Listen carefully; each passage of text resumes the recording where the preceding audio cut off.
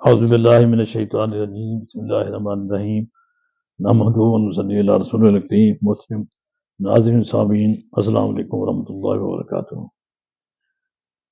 پورا رمضان مبارک مسلمانوں کے لیے اہم مہینہ ہے۔ اس کے تمام ایام اہم ایام ہیں، لیکن اس پورے ماہ مبارک کے کچھ تواریخ ایسی ہیں جن کی خاص اہمیت ہے۔ ان میں 17 رمضان المبارک کی تاریخ بھی ہے۔ 17 رمضان مبارک کو ام المومنین حضرت عائشہ صدیقہ رضی اللہ تعالیٰ عنہ کا وصال ہوا تھا۔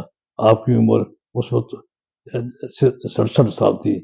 آپ کا نماز جنازہ حضرت ابو ہریرہ رضی اللہ تعالیٰ عنہ نے پڑھایا اور آپ کو جنت البقیع میں دفن کیا گیا۔ آپ کی توسط سے ہمیں 2210 احادیث ملی ہیں۔ آپ نے مسلم امہ کی تربیت اور تعلیم میں بہت ہی بنیادی کردار ادا کیا ہے۔ دوسرا اہم واقعہ اسلام اور کفر کی پہلی جنگ ہے، جسے جنگ بدر کہا جاتا ہے۔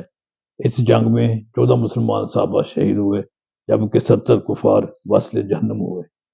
اس جنگ میں مسلمانوں کی فتح نے مسلمانوں کی ایک سمت کا تعین کر دیا۔ مسلمانوں کو غالب ہوئے، مسلمان غالب ہوئے اور کفار مغلوب ہوئے، مسلمانوں کو حوصلہ بلند ہوئے۔